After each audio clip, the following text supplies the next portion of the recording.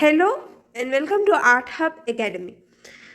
आज का हमारा टॉपिक है accountancy class 11 CBSE projects. 12th ज़्यादा एडवांस लेवल पे जाता है, जैसे कि उसमें पार्टनरशिप अकाउंट्स और कंपनी अकाउंट्स वगैरह बहुत से और टॉपिक्स ऐड हो जाते हैं। जहाँ तक क्लास 11th की बात है, वहाँ आपके बेसिक सोल प्रोप्राइटरशिप अकाउंट्स ही रहते हैं।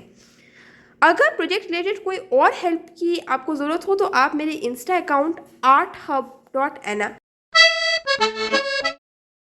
पर भी कांटेक्ट कर सकते हैं।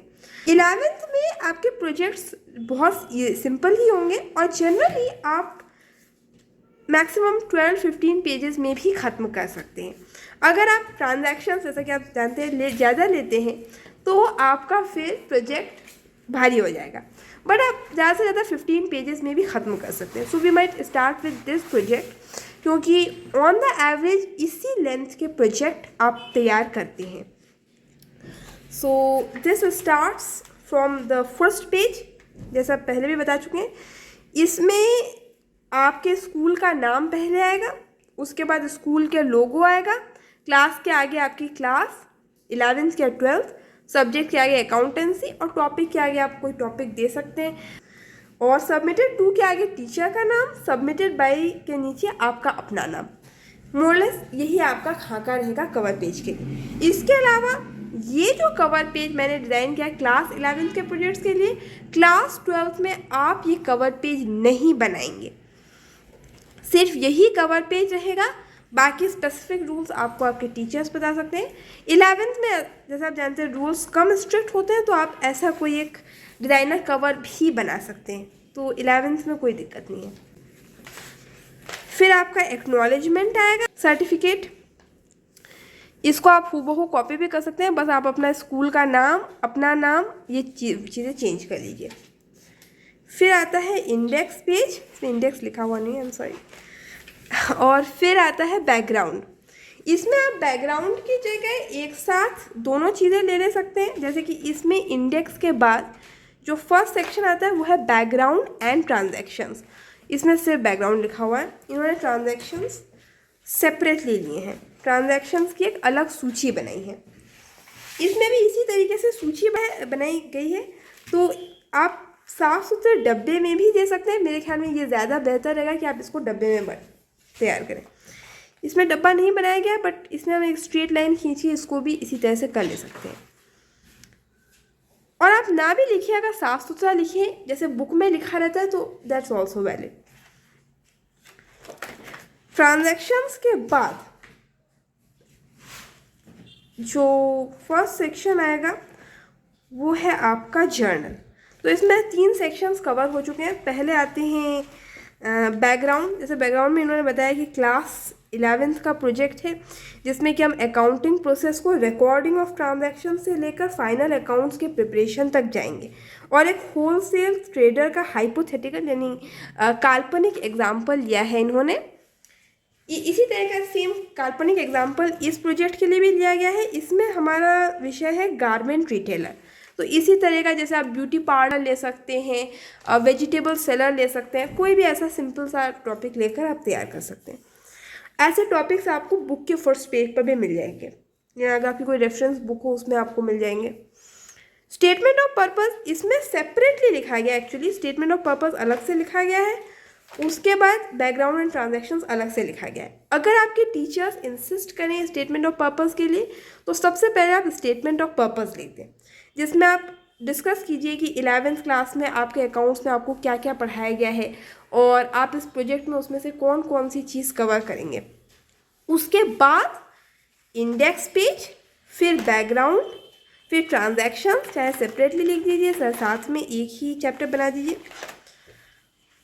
और फिर अकाउंटिंग इक्वेशन। ये so you can make it and you can also leave it. आपको आधे प्रोजेक्ट ऐसे मिलेंगे जिसमें अकाउंटिंग इक्वेशन बनाया जाता है, आधे में नहीं बनाया जाता है। इस प्रोजेक्ट में for example background and transactions के बाद सीधे जर्नल से ही स्टार्ट किया गया, जर्नल ऑफ एमके ट्रेडर। यहाँ पे उसकी जगह अकाउंटिंग इक्वेशन डाल दिया गया है। अकाउंटिंग इक्वेशन करीब चूँकि बहुत काफ़ी सारे ट्रांजैक्शन है इसमें, एज आई सेड की एक बड़ा प्रोजेक्ट है। उसके बाद आता है जर्नल ऑफ किरण गारमेंट्स। ठीक उसी तरह से journal of M K traders, date particulars, ledger full, debit record amount and credit record amount, DR amount, CR amount. जितने भी 3, 4, 5 पन्ने जितने का भी होगा जर्नल तैयार होगा। जितने ज़्यादा आप ट्रांजैक्शन लेंगे ऑफ कोर्स उसमें जर्नल उतना ज़्यादा बड़ा तैयार होगा। जैसे इसमें करीब 7 पन्ने जितना इसमें जर्नल तैयार किया गया है। जर्नल के ठीक बाद जो अगला सेक्शन आता है वो होता है लेजर।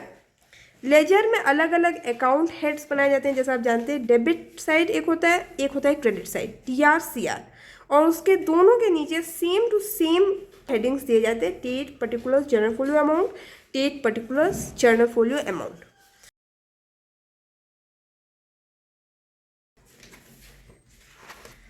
जब आपका लेजर ख़त्म हो जाएगा, लेजर में आप सारे ट्रांजैक्शंस कवर कर चुके होंगे, तो फिर आप अपना ट्रायल बैलेंस तैयार करते हैं।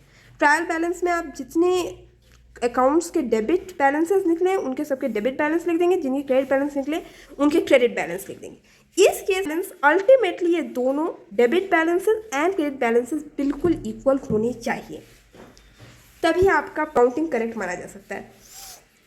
एक बात का और ध्यान रखिएगा, ट्रायल बैलेंस कई तरीके से बनता है, जैसे debit balance, credit balance, debit total, credit total, या दोनों एक साथ, वो आप अपनी बुक से वेरीफाई कर सकते हैं। और आप जिस तरह से जनरली आप बनाते हैं उस तरह से बनाइएगा। फिर आता है trading and profit and loss account. इसमें भी सेम है, लेजर के बाद ट्रायल बैलेंस, ट्रायल बैलेंस के बाद trading and profit and loss account. इसमें आपका ग्रॉस प्रॉफिट या ग्रॉस लॉस जैसा भी रहेगा वो निकल जाएगा। उसके बाद नेट प्रॉफिट या नेट लॉस जो भी होगा वो निकलेगा।